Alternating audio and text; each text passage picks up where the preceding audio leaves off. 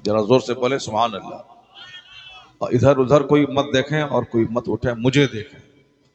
मैं कोशिश करूंगा कि आपके सामने कुछ बातें कुरान की और कुछ बातें हदीस पाक की, और फिर उसके बाद मैं तकरीर करूंगा। पहले कुरान शरीफ की दो चार बातें सुन लें, क्योंकि कुरान करीम अल्लाह का कलाम है, और अल्लाह का कलाम जिस घर में पढ़ा जाए आसमान से सकीना नाजिल होता है, फरिश्तों की जमात आती है उस घर में। एक सहाबी रसूल थे, उन्होंने आका की बारगाह में कहा कि सरकार, मैं सूरह कहफ की तिलावत कर रहा था, तो मैंने देखा कि मेरे सामने बांधा हुआ एक घोड़ा है जो उछलने लगा।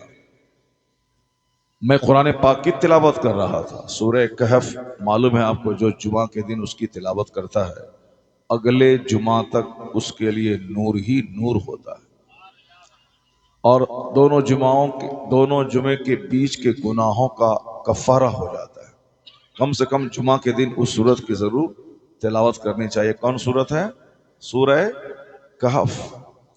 बहुत बाबरकत सूरत है। एक साहबी कहते हैं कि सरकार, मैं उस सूरत की तिलावत कर रहा था, सामने घोड़ा बंधा हुआ था, वह उछलने लगा। मैं समझ नहीं रहा था कि ये घोड़े क्यों उछलने लगे। और जब मैं आसमान की तरफ देखा तो देखा कि एक नूर की किंदील है जो लटकी हुई है जमीन से लेकर आसमान तक। तो हुजूर ने फरमाया, ये कुरान करीम की तिलावत सुनने के लिए जो फरिश्ते नाजिल होते हैं वो फरिश्ते थे, और उन फरिश्तों को देखकर तुम्हारा जानवर उछलने और कूदने लगा। क्योंकि कुरान करीम की तिलावत के वक्त में सकीना नाजिल होता है, सुकून नाजिल होता है। आज अक्सर लोगों को दिल की बीमारी है, हार्ट डिजीज से कहते हैं, जिसको हिंदी में हृदय रोग कहते हैं। अक्सर लोग हृदय रोग यानी दिल की बीमारी के मरीज हो रहे हैं। दो चार दिन पहले एक नौजवान बोला कि मेरा सीना बहुत धड़क रहा है, यानी बहुत पंपिंग हो रही है और सीने में दर्द हो रहा है। तो डॉक्टर कहते हैं कि आपका दिल कमजोर हो गया है और फौरी इलाज की जरूरत है। सीने में दर्द होता है, यह शिकायत है बड़ी तेजी से फैल रही है। बाईपास सर्जरी बड़ी तेजी से हो रही है, और दिल्ली जैसे शहर में आप देखें, एक कोने से दूसरे कोने तक हर 10 कदम के बाद हार्ट का अस्पताल मिलेगा आपको। छोटे से लेके बड़े शहर तक लोग दिल के मरीज हो गए, क्योंकि ये दिल दुनिया को देने के लिए अल्लाह ने नहीं पैदा किया। यह दिल बहुत कीमती पार्ट है, सर से लेके पांव तक सारे पार्ट्स का सरदार है ये दिल। और यह दिल जब तक हरकत में है बंदा जिंदा है, और जहां जिस दिन दिल का दौरा पड़ा और दिल बंद हुआ बंदा मर जाता है। यह दिल आज बीमार सिर्फ इसलिए है कि इस दिल में अल्लाह की मोहब्बत रहनी चाहिए, लेकिन आज इस दिल में दुनिया की मोहब्बत है, इस दिल में मकान की मोहब्बत है, इस दिल में अच्छी से अच्छी गाड़ी खरीदने की मोहब्बत है, इस दिल में सिर्फ सामने वाले को भगा करके उसकी दुकान खरीदने, उसके उसके मकान खरीदने की नीयत है। इन तमाम हुब्बे दुनिया की वजह से ये दिल बीमार हो चुका है। दिल को उसकी खुराक नहीं मिल रही, दिल को उसकी ग़िज़ा नहीं मिल रही है। इस दिल को हमने मुर्दा बना दिया दुनिया की मोहब्बत सजा सजा कर। यही वजह है कि आज फिजिकली भी लोग दिल के मरीज हो रहे हैं, और स्पिरिचुअली भी यानी रूहानी तौर पर भी लोग दिल के मरीज हो रहे हैं। इसके बारे में हदीस में आया है कि आका अलैहिस्सलाम ने फरमाया कि जिस तरह लोहे को जंग लग जाता है, उसी तरह दिल को भी जंग लग जाता है। आका फरमाते हैं कि इन्नल क़ुलूब तज़दा कमा यज़दउल माउल हदी, बेशक दिलों को भी जंग लग जाता है। जिस तरह लोहे को पानी लगे तो लोहा जंग आलूद हो जाता है, उसी तरह दिल भी जंग आलूद हो जाता है। इस दिल में दुनिया की मोहब्बत ने इसे जंग आलूद बना दिया। इस दिल में गंदे लोगों की सोहबत में रहते रहते इस दिल को हमें बिल्कुल काला बना दिया। इस दिल में जहां प्यार रहना चाहिए वहां नफरतें हैं, इस दिल में जहां शफकत रहनी चाहिए वहां कुदूरतें हैं, बेशक इस दिल में जहां जन्नत और आखिरत की मोहब्बत रहनी चाहिए वहां सिर्फ और सिर्फ हुब्बे दुनिया की नहुसत इस दिल में है। इसलिए दिल बीमार हो चुका है, दिल जंग आलूद हो चुका है। और उसका इजहार कब होता है? जब लोगों को मस्जिद में दिल नहीं लगे तो समझ जाएं कि दिल बीमार हो चुका है। यह जलसा जिसको जन्नत की क्यारी कहा गया है, जहां हुजूर फरमाते हैं कि जन्नत की क्यारी में जब जाओ तो वहां चर लिया करो। सहाबा ने पूछा सरकार ये जन्नत की क्यारियां क्या हैं? वमा रियासुल जन्नत, तो हुजूर ने कहा है हिलकुल जिक्र, जिक्र की मजलिसें ये जन्नत की क्यारियां हैं। तो जन्नत की क्यारी है जहां अल्लाह रसूल का जिक्र होता है। अगर दिल नहीं लगे, यहां से उठ के भागने का मन करे, तो समझ जाए कि दिल बीमार हो चुका है। अगर इस गांव में कोई बंबई से एक्टर आता तो आज यहाँ ये 500 लोग नहीं रहते, यहाँ कम से कम 25,000 लोग जमा होते। चूंकि लोगों का दिल बीमार हो चुका है, जिस तरह के लोग होते हैं उसी तरह की सोच उसकी होती है। जिसका जिसका दिमाग गंदा होता है वो गंदे लोगों को पसंद करता है। जिसके दिल और दिमाग में खेल तफरी की बातें होती हैं वह खेल तमाशा को पसंद करता है। इस बरेली इलाके में मैंने देखा कि गांव देहात का माहौल बहुत ज्यादा दीनदाराना नहीं है। लोगों में कव्वाली सुनने का शौक है, लोगों में कॉमेडी सुनने का शौक है, लोगों में शेख चिल्ली के लतीफे सुनने का शौक है। और ये गांव देहात में है, जबकि बिहार से लोग बरेली जिला आते हैं कि वहाँ आला हजरत का शहर है।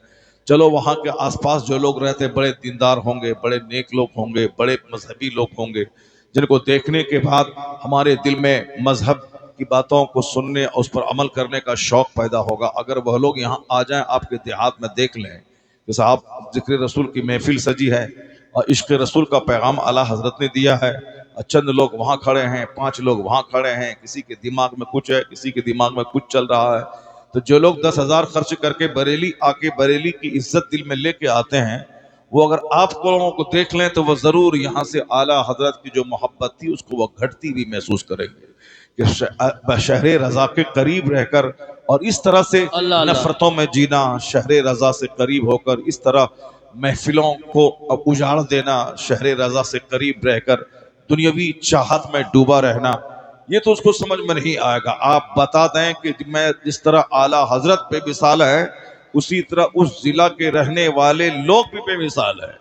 तो ये बेमिसाली उस वक्त उसका पता चलेगा जबकि आप नात भी सुनेंगे, तकरीर भी सुनेंगे, आप मुस्तफ़ा की हदीस भी सुनेंगे, अल्लाह का कलाम भी सुनेंगे और ये बता देंगे कि हम लोग तमाशे वाले नहीं हैं, हम लोग तो मुस्तफ़ा की मोहब्बत वाले लोग हैं।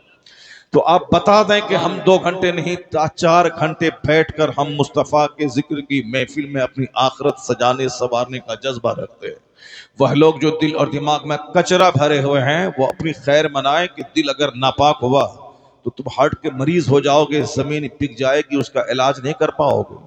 अभी ये इस दिल में जितनी मोहब्बतें रहती हैं, इस दिल में जिस कदर अच्छी गुड फीलिंग्स रहती हैं और जहाँ अच्छे लोगों की सोहबतें रहती हैं वहाँ हार्ट की बीमारी नहीं होती। हार्ट की बीमारी वहाँ रहती है जहाँ तन्हाइयाँ ज्यादा रहती हैं। हार्ट की बीमारी वहाँ रहती है जहाँ इस दिल में नफरत ज्यादा रहती है। हार्ट की बीमारी वहाँ होती है जहाँ अच्छे लोगों की सोहबतें नहीं होती हैं, जहाँ लोग ताड़ी पीते हैं, जहाँ लोग शराब पीते हैं, जहाँ लोग हसद और जलन और कुदूरत रखते हैं, जहाँ लोग गरीबों के साथ नहीं बैठते हैं। हुजूर ने फरमाया है कि गरीबों के साथ बैठा कर उससे सीने का घमंड दूर होता है, सीने का कचरा दूर होता है। आका अलैहिस्सलाम हमेशा दुआ करते थे, अल्लाहुम्मा अहयनी मिस्कीना व अमितनी मिस्कीना वहशुरनी फी जुमरतिल मसाकीन।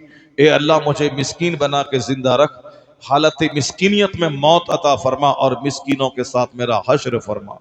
ये कौन? जो कायनात के मालिक व मुख्तार हैं, जो अरबो अजम के ताजदार हैं, जो जमीन और आसमान के खजाने के मालिक हैं, वो पैगंबर आजम कहते हैं कि इलाही मुझे मिस्कीन बना के जिंदा रख।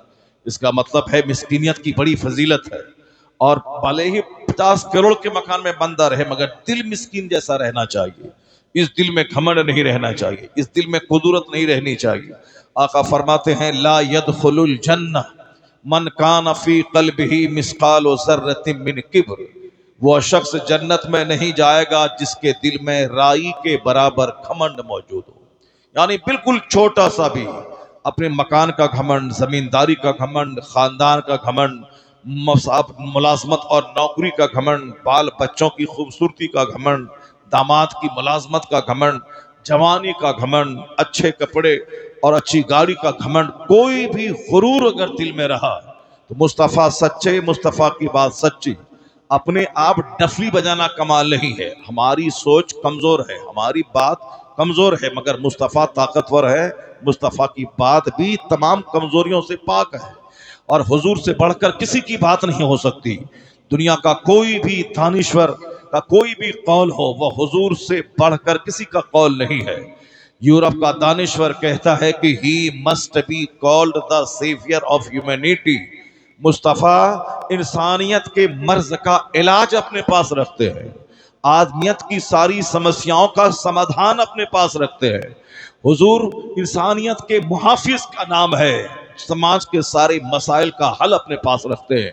हुजूर ने क्या कहा, अरबों में क्यों नहीं खेलो मगर दिल मिस्कीन जैसा रखो, और फिर लोगों के साथ जमीन पे बैठ जाओ, पब्लिक के साथ रहो, नमाज तन्हा मत पढ़ो, मस्जिद में जाके पढ़ो, एक सफ में पढ़ो, जमात के साथ पढ़ो। जमात में अमीर गरीब फकीर राजा रंग किसान बादशाह सारे लोग एक साथ रहे, इसलिए जमात से पढ़ने की ताकीद की गई है ताकि तेरा दिल जिंदा रहे, मरे नहीं। तुम रहो तुम 50 करोड़ के घर में, लेकिन 5 वक्त की नमाज पढ़ने तुम्हें मस्जिद आना है, और मस्जिद में अमीर गरीब काले गोरे सब सफ में खड़े होंगे, उसी सफ में तू खड़ा हो जा ताकि तेरे दिल से मकान और जमींदारी का जो गुरूर है वह सारा गुरूर मिट जाए, और मस्जिद में आकर यह बोलो कि कोई पत्नीदार बड़ा नहीं है, कोई जमींदार बड़ा नहीं है, अल्लाह अकबर, अल्लाह इज द ग्रेटेस्ट, अल्लाह ही सबसे बड़ा है। अल्लाह अकबर का माना होता है अल्लाह सबसे बड़ा है।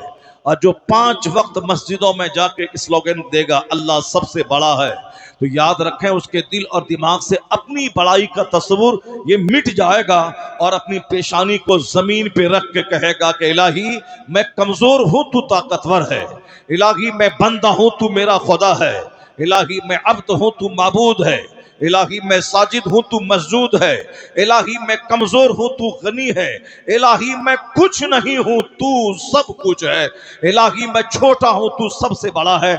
और जब बंदा 5 टाइम जमीन पे आम मुसलमानों से मिलकर अपनी पेशानी जमीन पे रख के कहता है अल्लाह सबसे बड़ा है, तो अल्लाह उसकी पेशानी को उठाकर अल्लाह उसे इज्जतों से नवाजता है, अल्लाह उसे मर्तबे से नवाजता है। तू सिर्फ सजदे में सर को जमीन पे रख दे, अल्लाह तुझे इज्जत के आसमान पे पहुंचा देगा। अल्लाह तुम्हें इज्जत देना चाहता है, शर्त है कि जमीन पे 5 वक्त पेशानी रख। अगर तू जलील है तो अल्लाह तुझे इज्जत दे देगा, अगर तू छोटा है तो अल्लाह तुझे बड़ा बना देगा, अगर तू कंगाल है तो अल्लाह सजदे की बरकत से तुझे खुशहाल बना देगा। सुभान अल्लाह। नारे तकबीर, नारे रिसालत, नारे गौसियत, मसलके आला हजरत। अल्लाह हमें आजिज़ो खाकसार देखना चाहता है, अल्लाह हमें हमारे अंदर आजिज़ी देखना चाहता है, अल्लाह हमारे अंदर तजर्रो को देखना चाहता है, अल्लाह देखना चाहता है कि मेरा बंदा कितना रोता है मेरे सामने, अल्लाह देखना चाहता है कि मेरा बंदा किस कदर अमीरी का सारा तस्वुर मिटा के मस्जिद में गरीबों के साथ खड़ा होता है, अल्लाह ये देखना चाहता है। वैसे अल्लाह रब्बुल इज्जत गुरूर को नापसंद करता है। हुजूर फरमाते हैं कि राई के बराबर भी घमंड सीने में रहा तो वह शख्स जन्नत में नहीं दाखिल होगा। अपने मन में आप कहते रहिए मैं फला पीर साहब से मुरीद हूँ, जन्नत मेरी जागीर है, मैं साहब मैंने हज किया है 5 बार, जन्नत मेरी जागीर है। हर वक्त मोमिन डरता रहता है अल्लाह से जब तक कि ईमान की हालत में मर न जाए, और जब तक कि हिसाब किताब देकर मोमिन जन्नत में न चला जाए उस वक्त तक किसी भी वक्त में ईमान के लुटने का अंदेशा रहता है। हम लोगों को चूंकि ईमान के ताल्लुक से बड़ी गहरी फिक्र नहीं है, इसलिए कोई पीर पे नाज कर रहा है, कोई मस्जिद बना के घमंड कर रहा है, कोई मदरसा चला के गुरूर कर रहा है, कोई साहब टोपी पहन के कह रहा है कि जन्नत मेरी जागीर हो गई, कोई 2-4-10 पैसे गरीबों को दे के कह रहा है अब मैं जन्नती हो गया। नहीं नहीं, जनाब सुफियान सौरी बहुत बड़े शेख, बहुत बड़े बुजुर्ग थे, बुजुर्गों के उर्स में आए हैं, बुजुर्गों की कहानी सुनिए।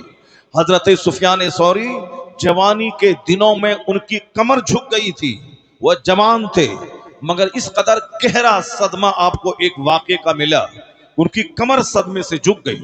क्योंकि अभी अकल ही नहीं लोगों के पास है, पागलपनी ज्यादा है, इसीलिए वो सदमा से चूर नहीं होता है। वो चाहे बाप मरे तो भी जिंदा रहता है, चाहे माँ मर जाए तो 4 दिन के बाद भूल जाता है, चाहे वो साहब शराब पिए तो भी अपने आप को सबसे बड़ा जन्नती और सुथरा समझता है। ये समझ लें कि दिल मर चुका है। वरना एहसास जब दिल में रहता है तो एक वक्त की नमाज अगर छूट जाए तो बंदा अपने आप को मुर्दा तस्वुर करने लगता है। जब बंदा फजर की नमाज छोड़ता है तो समझ लेता है कि मेरी औलाद, मेरे बच्चे, मेरी दौलत, सारी चीजें तबाह हो गई। क्योंकि हुजूर ने कहा है कि फजर की 2 रकअत नमाज दुनिया और दुनिया माफिया से बेहतर है। और अगर जो नमाज छोड़ दे तो समझ लें कि उसकी सारी दुनिया लुट गई, वो तबाह बर्बाद हो गया। यहाँ फजर छोड़ने के बाद भी सीना तान के बंदा चलता है, इसका मतलब है कि एहसास उसका मिट चुका है, उसका दिल मर चुका है। हुजूर फरमाते हैं मन फातत हुल अस्र कान्नमा वुतिरा अहलुहु व मालुहु। हदीस में आया है कि जिसकी अस्र की नमाज फौत हो गई तो गोया उसके बाल बच्चे माल सब तबाह बर्बाद हो गए। ये मुस्तफ़ा की हदीस है, मुस्लिम शरीफ की हदीस में आया है मन फातत हुल अस्र, जिसकी अस्र की नमाज फौत हो गई कान्नमा वुतिरा अहलुहु व मालुहु, गोया उसका अहलो अयाल, उसका बाल बच्चा, उसका माल सब तबाह बर्बाद हो गया। एक वक्त की नमाज अगर किसी अल्लाह के वली की छूट जाती थी, वह बैठ के रोते थे घर में, जमात छूट जाती थी। लोग कहते थे कि मेरा बेटा अगर मर जाता तो सारा समाज मेरी ताजियत को आता और सारा समाज आके मुझको दिलासा दिलाता कि सब्र करो, अल्लाह ताला तुम्हें अजर अता फरमाए, तेरे बेटे को ले लिया अल्लाह ने अमल बदल अता फरमाए। तो मेरा बेटा मर जाता तो सारा समाज मुझको मेरी ताजियत के लिए आता, जबकि बेटे के मरने से बड़ी मुसीबत मुझको आ गई। वह मुसीबत यह आई कि मेरी जमात छूट गई, मेरी नमाज छूट गई। मगर ताज्जुब है कि लोग मेरे पास ताजियत को नहीं आए, जबकि बेटा के मर जाने के बाद सारा समाज मेरे पास आता। जबकि बेटा के मरने से बड़ी मुसीबत है नमाज का छूट जाना, बेटे के मरने से बड़ी मुसीबत है जमात का छूट जाना। ये वह बोलता है जिसका दिल जिंदा है, जिसका शऊर जिंदा है, जिसका एहसास जिंदा है, जिसका हिस्स जिंदा है। इसीलिए गरीब होना ये ऐब की बात नहीं है, बल्कि गरीब होना तो फख्र की बात है। पैगंबर आजम के घर में 2 महीने तक चूल्हे में आग नहीं सुलगती थी। सैयदा आयशा कहती हैं कि मैं चांद को देखती, दूसरे महीने का चांद देखती, तीसरे महीने का चांद निकलता, यहां तक कि शहरैन 2 महीने गुजर जाते मगर मुस्तफा के घर वाले के चूल्हे में आग नहीं सुलगती थी, ना रोटी बनती थी और ना सालन और तरकारी बनती थी, बल्कि सिर्फ खजूर पे, पानी पे गुजर बसर होता था। ये सरकारे दो जहां के निजी घर, अपने जाती घर की सादगी थी कि 2 महीने तक चूल्हे में आग नहीं सुलगी। अगर हमारे घर में भी अगर दोपहर में आग न सुलगे तो ऐब की बात नहीं है। अगर हमारे घर में 2 दिन का फाका हो जाए ये ऐब की बात नहीं है, चूंकि हम गिरे हुए हैं इसीलिए गरीबी का मजाक उड़ाते हैं। लेकिन जिस दिन हमारा दिल जिंदा हुआ उस दिन अगर किसी गरीब को मैं देखूंगा ये नहीं बोलूंगा ये जलील है, ये गरीब है, बल्कि उस दिन मेरे दिमाग में यह बात आएगी कि मुस्तफा ने कहा है कि अगर मालदार जन्नत चला भी गया तो गरीब उससे 500 साल पहले जन्नत में दाखिल हो जाएगा। मुस्तफा कहते हैं गरीब मेरी उम्मत के मालदारों के मुकाबले में 500 साल पहले जन्नत जाएंगे। अगर किसी गरीब को आपने देखा, ये मत कहना कि किसी जुर्म की सजा इसको मिल रही है, ये मत कहना कि किसी इसके बाप दादा ने कोई गलत काम किया होगा इसीलिए इसका बेटा मजदूरी कर रहा है, ये गरीब है। जो आदमी गलीज होता है वो गिलासत को पसंद करता है। पाखाने के कीड़े को अगर 50 लाख रुपए का ऊद उसको सुंघा दे वह मर जाएगा, उसी वक्त पाखाना का कीड़ा जिंदा रहता है जब तक कि वो गिलासत में लिपटा हुआ रहता है। लेकिन गुलाब चूसने वाला भोरा वह जब तक उसे गुलाब नहीं मिले उस वक्त तक वो उसको जिंदगी नहीं मिलती है। जहां गंदी महक आई वो गुलाब का भोरा मर जाता है। तो जो अच्छे लोगों की सोहबत में रहने के आदी है उसके दिमाग में कुरानी सोच पैदा होती है, उसके दिल दिमाग में मुस्तफा के फरमान का नूर रहता है। वह कभी भी रंग के एतबार से नहीं सोचता, वह कभी माल और गुर्बत के एतबार से नहीं सोचता, वो तो सारी बातें मुस्तफा के फरमान की रोशनी में सोचता है। तो किसी गरीब को अगर अल्लाह ने गरीब बनाया है उसके जुर्म की सजा नहीं है। अगर उस गुर्बत में दीनदारी है, यह गौर से सुन लेना, अगर उस गुर्बत में दीनदारी है यानी नमाज है और बड़े बड़े क्राइम से वो गरीब बच रहा है, उस पर तो हज फर्ज ही नहीं है कि वो हज करे, गरीब पर ज़कात फर्ज ही नहीं है कि ज़कात दे, गरीब पर तो सदका फित्र वाजिब ही नहीं है कि सदका फित्र निकाले, जो गरीब है उस पर कुर्बानी कुर्बानी वाजिब ही नहीं है वो कुर्बानी करे। कुर्बानी वाजिब है किस पर? मालदार पर, साहिबे माल पर, साहिबे निसाब पर। तो अगर वो कुर्बानी नहीं किया, उससे पूछा जाएगा क़यामत के दिन तुमने कुर्बानी क्यों नहीं किया। तुझ पर कुर्बानी वाजिब हुई आप 15 साल की उम्र में, और आज 60-70 साल हो गए, तू 5 साल से कुर्बानी कर रहा है। ये बता दे कि 40 साल से तुझ पर कुर्बानी वाजिब रही, तुमने नहीं किया, उसका जवाब तुम बताओ। अल्लाह पूछेगा कि तुमको मैंने माल दिया, उसकी ज़कात तुमने कितनी निकाली? 1 करोड़ में 2.5 लाख ज़कात निकालना था, तुमने 50,000 निकाला, उसके बाद नहीं निकाला। ये बता दे कि इस माल का हिसाब दे। मैंने माल दिया, उसकी ज़कात तुमने कैसे निकाली? 1 लाख हो तो 2,500 रुपये ज़कात निकालना है। अगर तुम्हारे पास माल तिजारत है, उसकी ज़कात निकालनी है। अगर बीवियों के पास जेवरात है, उसकी ज़कात निकालनी है। ऐसा नहीं कि सिर्फ जेवर पहनने में मजा आ रहा है, शादी ब्याह के फंक्शन में जेवरात का मुकाबला हो रहा है कि फलां की बीवी साहब वो गले में मोटा चैन पहन के आई थी, फलां की बीवी और हाथ में मोटा कंगन पहन के आई थी, और पूरे समाज में उसका चर्चा हो जाए कि उसके गले में बिल्कुल पतला हार था और उनके गले में बिल्कुल सोने का हार 2 लाख रुपए का था। तो यह 2 लाख रुपए का हार बनाना कमाल नहीं है, कमाल है कि जब तक वह हार रहेगा हर साल ज़कात निकालना फर्ज है, उसको ज़कात देना ही होगा। ऐसा नहीं कि बिजनेस के माल पे सिर्फ ज़कात फर्ज है, जो जेवरात पहनने के हैं उस पर भी ज़कात फर्ज है, और जब तक वो जेवर रहे हर साल फर्ज है। ऐसा नहीं कि एक बार निकाल दिया तो हो गया, नहीं, जब तक वो जेवर आपके पास है हर साल फर्ज है, चाहे उससे आपका कोई फायदा हो या ना हो। वह माल आपके घर में है, उस पर ज़कात फर्ज है। आपने खरीदा 50 साल पहले, आपने कभी कभार दे दिया थोड़ा सा माल, क़यामत के दिन हिसाब देना होगा कि तुमने ज़कात निकाली क्यों नहीं। सदक़े फित्र का हिसाब, ज़कात का हिसाब, कुर्बानी का हिसाब, उश्र का हिसाब। जो ज़मीन अल्लाह ने दी है 10 बीघा 25 बीघा, जो उससे मैं गन्ना की खेती करता हूँ, उससे मैं गेहूं की खेती करता हूँ, उससे मैं धान उपजाता हूँ, धान का हिस्सा तुमने निकाला कि नहीं निकाला? तुमको मैंने गेहूं दिया 50 कुंटल, उसका तुमने कितना हिस्सा निकाला? आसमान से बारिश हुई तो हर 10 केजी में 1 केजी देना खुदा की राह में। अगर तुमने पानी खरीद की सिंचाई करी तो हर 20 केजी में 1 केजी देना खुदा की राह में। ये बता दे कि हिसाब देने में पसीना छूट जाएगा, 500 साल लग जाएंगे हिसाब देने में। कुर्बानी का हिसाब, उश्र का हिसाब, गन्ने धान गेहूं की खेती का हिसाब, आलू जो सब्जी उपजाते हैं उसका हिसाब, जो आपने आम का बाग बनाया है उसका हिसाब। तो ये किसान हिसाब देने में लगा रहेगा, ये मालदार ज़कात का हिसाब देगा। गरीब ना उस पर ज़कात फर्ज है, ना उस पर सदक़े फित्र वाजिब है, ना उस पर कुर्बानी वाजिब है, वह सिर्फ नमाज उस पर फर्ज है। वह पाबंदी से मजदूरी करे तो भी नमाज पढ़े, ईंट ढोए तो भी नमाज पढ़े, दूसरों के खेत में हल चलाए तो भी नमाज पढ़े, बीमार रहे तो भी नमाज पढ़े। नमाज पढ़ने में पैसा नहीं लगता है, नमाज पढ़ने में 8 घंटे नहीं लगते हैं। 8 घंटे ईंट ढोने के बाद तब 500 रुपए मिलते हैं, और यहाँ तो 5 नमाजों को मिला के 1 घंटा का टाइम भी नमाज में नहीं लगता है। तुम 1 घंटा लगा दे, अल्लाह महासंख्यों रुपए की जन्नत तुझको अता फरमा देगा।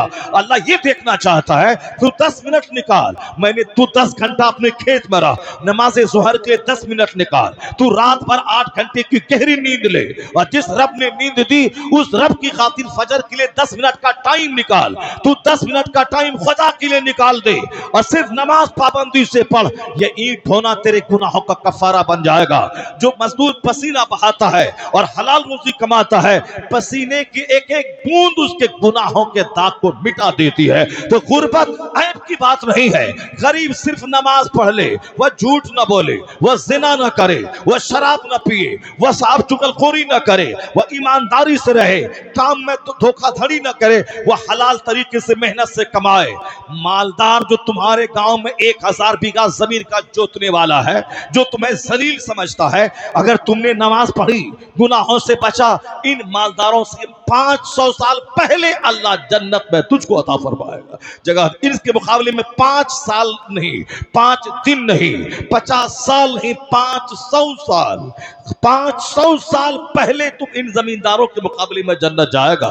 दुनिया में थोड़ा सब्र कर लेना, दुनिया में नर्वस मत होना, इन मालदारों से मत चिढ़ना, अल्लाह रब्बुल इज्जत के फैसले का शिकवा मत करना कि अल्लाह ने मुझको गरीब बनाया, सामने वाले को मालदार बनाया। अगर तुमने शिकवा नहीं किया, अल्लाह की मर्जी पे राजी रहे, अल्लाह ने जो तेरे हक में जितनी रोजी लिखी उस पर तुमने सब्र किया और नमाज का दामन नहीं छोड़ा, तो ये मालदार को देख के आज तू ललचाई निगाह से देखता है, हसरत करता है। इनके पास 50 करोड़ की गाड़ी है, मेरे पास नहीं, मैं किसी काम का आदमी नहीं हूं। इनके पास 100 बीघा जमीन है, मेरे पास रहने का घर नहीं, मैं इनके सामने किसी काम का आदमी नहीं हूं। सब्र से काम लेना, इन 50 करोड़ की गाड़ी वाले से 500 साल पहले तू जन्नत जाएगा। 1000 बीघा जमीन के जोतने वाले नवाब से 500 साल पहले जन्नत जाएगा। ये कोई मौलवी नहीं बोल रहा है, ये तुम्हें तुम्हारे दिल बहलाने की बातें नहीं हो रही है कि मैं तुम्हारा दिल रखने के लिए, गरीबों की दिलजोई के लिए मैं ऐसा बोल रहा हूं। जिस नबी के कहने से तूने अल्लाह को एक माना, जिस नबी के कहने से तू नमाज पढ़ता है, जिस नबी के कहने से जन्नत और जहन्नम पे विश्वास है, मुस्तफा सच्चे मुस्तफा ने कहा कि इस्लाम हक है, कुरान हुजूर पे नाजिल हुआ है, हम पर नाजिल नहीं हुआ है, और हुजूर ने कहा कुरान अल्लाह का कलाम है, मैंने मान लिया। हुजूर ने कहा कि अल्लाह एक है, हमने मान लिया। हुजूर ने कहा कि कयामत हक है, हमने मान लिया। हुजूर ने कहा कि अल्लाह है दुनिया का पैदा करने वाला, मैंने मान लिया। तो मैंने खुदा को देखा नहीं, मुस्तफा के कहने से मान लिया। मैं मुझ पर कुरान नाजिल नहीं हुआ, हुजूर के कहने से मैंने कुरान पर ईमान लाया। तो जिस मुस्तफा के कहने से तू ईमान लाया है, उसी मुस्तफा का ये फरमान है कि मालदार के मुकाबले में गरीब 500 साल पहले जन्नत चले जाएंगे। इसलिए गरीबों खुशखबरी हो, बशारत हो, अगर तुमने नमाज का दामन मजबूती से थामा और तुमने ज़िना और शराब से अपने दामन को दागदार नहीं बनाया, तो तू फख्र करके अल्लाह ने गरीब बना के एहसान किया है ताकि 500 साल पहले तुझको जन्नत में जगह अता फरमा दे। ये बात वह सोचेगा जो मुस्तफ़ा की हदीस पढ़ता है, ये बात वह सोचेगा जो आलिमों की सोहबत में रहता है, ये बात वह सोचेगा जो कुरान हदीस का मुताला करता है, ये बात वह सोचेगा जो अल्लाह के वलियों की सोहबतों में रहता है, जो चोर की सोहबत में रहे, जो डकैत की सोहबत में रहे, जो बेनमाजी की सोहबत में रहे, जो ज़िनाकार की सोहबत में रहे, जो सूदखोर की सोहबत में रहे, जो दिन रात अपनी आंखों में अजनबी औरतों को बसा ले, उसकी सोच गंदी, उसकी आंख गंदी, उसका दिल गंदा, उसका जिगर गंदा, उसकी आने वाली नस्लें गंदी। इस आंख में जो माँ बाप का चेहरा बसा ले, जो मस्जिदों की दीवार बसा ले, जो बुजुर्गों का चेहरा बसा ले, जो गुंबदे खजरा खाने काबा बसा ले, जो कुरान के औराक को बसा ले, जो मुस्तफा की अहादीस के चैप्टर को बसा ले, उसकी आंख उजली, उसका दिल उजला, उसकी सोच उजली, उसकी फिक्र रोशन, उसकी दुनिया भी रोशन होगी, उसका उकबा भी रोशन हो जाएगा। दोनों जहान की रोशनी नेकों की सोहबत में मिलने से हासिल होती है। दोनों जहान का नूर कुरान हदीस पढ़ने से मिलता है। आज दुनिया उजड़ क्यों गई? अच्छों की सोहबत ही मुयसर नहीं है। आज लोगों के चेहरे पे मायूसियत क्यों है?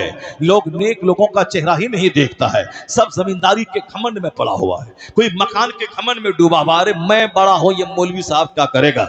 ये 10,000 महीना कमाने वाला मस्जिद का इमाम, ये क्या बड़ा बनेगा? ये क्या मुझको जुमा के दिन तकरीर बताएगा कि झूठ बोलना हराम है, शराब पीना हराम है? नहीं मिल रहा है पैसा 10,000 रुपये कमाने के लिए, मेरे गांव में पड़ा हुआ है, खाना मैं खिलाता हूं और चंदा दे के तनख्वाह मैं देता हूं, और ये मौलवी साहब मुझको कहता है कि हराम है, ये हलाल है, ये लीगल है, इल्लीगल है। तो हम पैसे की वजह से किसी की हैसियत को आंकते हैं।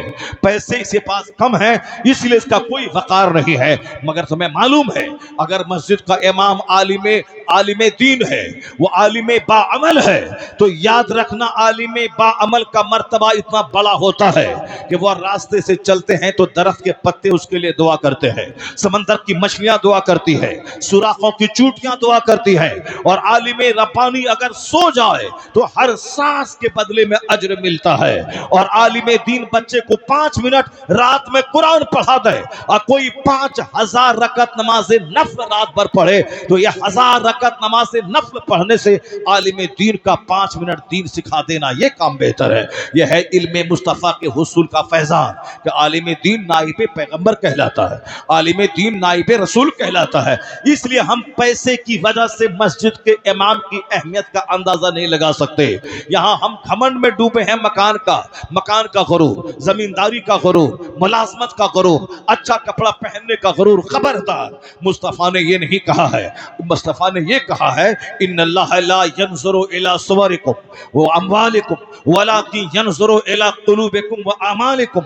मुस्तफ़ा कहते हैं अल्लाह तुम्हारी सूरतों को नहीं देखता, अल्लाह तुम्हारे माल को नहीं देखता। Allah does not see your face, अल्लाह तेरे चेहरे को नहीं देखता कि तू कितना खूबसूरत है। Allah does not see your wealth, अल्लाह तुम्हारी दौलत को नहीं देखता कि इतना बड़ा मालदार है।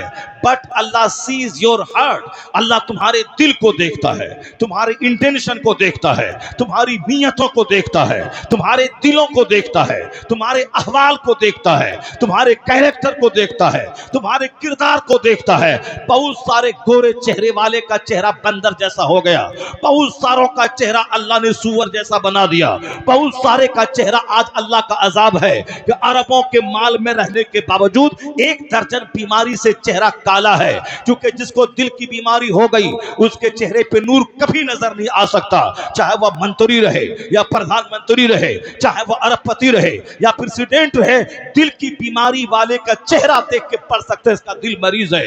वो हमेशा बुझा बुझा रहता है, उसका दिल हमेशा उसका चेहरा काला रहता है, वो हमेशा अंदर के पेन को महसूस करता हुआ अंदर से टूटा हुआ होता है। अगर यकीन नहीं आए तो कभी संसद भवन को देखना, कभी पार्लियामेंट हाउस में जहां 500 से ज्यादा एमपीज रहते हैं, उस एमपीज के चेहरों को देखना कि अक्सर लोगों का टोन ऊंचा होता है, अक्सर लोगों को हार्ट की बीमारी होती है। ये पार्लियामेंट में बैठा है, ये प्रधान, ये मंत्री है, ये मेंबर ऑफ पार्लियामेंट है, मगर उनका चेहरा बुझा बुझा सा है। समझ लेना इसको दिल की बीमारी है। मेंबर ऑफ पार्लियामेंट बनने के बावजूद उसका चेहरा बुझा सा है, दिल की बीमारी है। कभी शरद पवार को देख लेना, शरद यादव मर गया, कभी उसका चेहरा तुमने देखा था। अभी लालू प्रसाद का चेहरा देख लेना, मुलायम सिंह मर गया, उसका चेहरा देख लेना। ये वह लोग हैं जो अरबों में खेलने वाले लोग हैं, मगर उनका चेहरा काला था क्योंकि उनके पास दिल की बीमारी थी। हार्ट की खतरनाक बीमारी से चेहरा काला हो जाता है, उसको सुकून नहीं मिलता है। भले ही वह मसनूई तौर पर मुस्कुरा दे, अलग बात है, वह सच्ची खुशी नहीं मिलती है। जैसे समाज के बेशुमार लोग हैं जो पान खाते हैं और चौक चौराहे पे पान फेंक कर होंठ लाल करके वो कहना चाहते कि मैं बहुत खुश हूं, वो अंदर से इतना टूटा हुआ रहता है। उस मुसीबत को पर छुपाने की खातिर वो पान खाता है। जिस तरह बहुत सारी फाहिशा औरतें हैं जिन्होंने बीमारी की वजह से, ज़िनाकारी की वजह से उसकी सेहत गल चुकी होती है, उसका चेहरा मर चुका होता है, लेकिन कराहत को अपनी तरफ माइल करने के लिए वह होठों को लाल किए रहती है, वह अपने चेहरे को 50 टाइप के लोशन से सजा के रखती है। उसका चेहरा देखने में भद्दा लगता है, हजार वो लोशन लगाए, हजार लिपस्टिक लगाए, पर उनका चेहरा बताता है कि अंदर से मरीजा है, ये अंदर से दुखी है, ये अंदर से टूटी हुई है, निस्वानियत के औसाफ से खाली है। लेकिन गांव देहात की वो औरत जो नमाजी परहेजगार हो, अगरचे वो कोई लिपस्टिक न लगाए, ना अपने चेहरे पे कोई लोशन लगाए, मगर न सजदे का हुस्न उसके चेहरे से ऐसा नुमाया होता है जैसे कोई हूर जमीन पे उतर आई हो। क्योंकि 50 प्रकार के लोशन में अल्लाह ने वो हुस्न नहीं रखा है जो हुस्न सजदा करने में रखा है। अगर औरतें अपने सजदे को थोड़ा दराज कर दें और सजदा खत्म होने के बाद अपना चेहरा आईने में देखें, जो 50,000 खर्च करके लोशन लगाने में जो चेहरा हसीन न होगा, यह सजदे की वजह से जब ब्लड प्रेस, जब हार्ट का सर्कुलेशन ब्लड का जबरदस्त ढंग से होता है, वाफिर मिकदार में चेहरे की सारी रगों में खून फैल जाता है। तो दानिश्वर कहते हैं, अमेरिका और यूरोप का दानिश्वर कहता है, औरतों को, मुसलमान खवातीन को लोशन लगाने की कोई जरूरत नहीं है, वह सिर्फ सजदा करें और सजदा को लंबा करें। अगर यकीन न हो तो सलाम फेरने के बाद आईने में चेहरा देखें, बगैर लोशन के सजदे का नूर उसके चेहरे पे नजर आएगा। अंदर से जो दिल का मरीज होता है वह टूटा होता है, दिल का मरीज बुझा बुझा सा रहता है, दिल के मरीज के चेहरे पे कभी खुशी के आसार नहीं होते हैं। तो धनवान होना और है और पुरमुसर्रत जिंदगी गुजारना और है। ये इमाम साहब मस्जिद का 10,000 कमाने वाला चेहरे पे फेयर एंड लवली नहीं लगाता है, ये अपने होठ में लिपस्टिक नहीं लगाता है, यह सिर्फ तेल लगाता है मुस्तफा की सुन्नत पे अमल करते हुए। लेकिन जिस दिन अमामा बांधकर और जुब्बा पहनकर जब जुमा के दिन मेंबर पे खड़ा होता है, अरबपति नीचे है, पेरिस बैरिस्टर नीचे है, लायर नीचे है, 1000 बीघा जमीन का जोतने वाला नीचे है, उसका बेटा जो अमेरिका पढ़ने गया है बैरिस्टर बनने, वो अपना घर आया है, वो भी नीचे है, और गरीब का बच्चा 10,000 महीना कमाने वाला वह मिंबर पे चढ़ा हुआ है, अमामा बांध कर आशा लेकर, जब वो कहता है सबीलुकुम तवीलुन तवील व ज़ादुकुम कलीलुन कलील, तो ऐसा लगता है जैसे कमांडर इन चीफ है जो फौज को ललकार रहा है, जैसा कोई बादशाह है जो अपनी रियाया से खिताब कर रहा है। ये बताते 10,000 में ये हुस्न कहां से आया, ये 5,000 रुपए महीने में चेहरे का नूर कहां से आया, ना लिपस्टिक है ना फेयर एंड लवली है, यह नूर है दीन की खिदमतों का नूर है, यह जिक्र इलाही का नूर है, यह दुरूद मुस्तफा का नूर है, यह सब्र का नूर है, यह तवक्कुल का नूर है, यह कनाअत का नूर है, दीन मोहम्मदी की खिदमत का नूर है। क्योंकि हुजूर ने कहा है कि जो मेरी हदीस सुने और दूसरों को सुनाए अल्लाह उसे हरा भरा रखे। नद्दर अल्लाहु अमरन मन समिअ मिन्ना हदीसन फबल्लगहु कमा समिअ। हुजूर ने कहा अल्लाह उसे हरा भरा रखे जो मेरी हदीस सुनता है और दूसरों को सुनाता है। ये मुस्तफा की दुआ मालदारों के साथ नहीं है, अरबपति के साथ नहीं है। अल्लाह अरबपति को हरा भरा रखे, अल्लाह खरबपति को हरा भरा रखे, अल्लाह पुलिस में नौकरी करने वाले को हरा भरा रखे, अल्लाह कॉलेज के प्रोफेसर को हरा भरा रखे, अल्लाह स्कूल के टीचर को हरा भरा रखे, अल्लाह मकान वाले को हरा भरा रखे, अल्लाह गाड़ी वाले को हरा भरा रखे। ये दुआ मुस्तफा ने नहीं की। मुस्तफा ने क्या दुआ की? अल्लाह उसे हरा भरा रखे, सरसब्दो शादाब रखे जो मेरी हदीस सुनता है और दूसरों को सुनाता है। ये मुस्तफा की दुआ है कि 10,000 कमाने वाला अरबपति का कान काटता है और वह मालदारी के दिन गुजारता है, उसका चेहरा भी नूरानी होता है, उसकी दुनिया भी नूरानी होती है। अल्लाह ने चाहा तो उसकी आखिरत भी नूरानी होती है।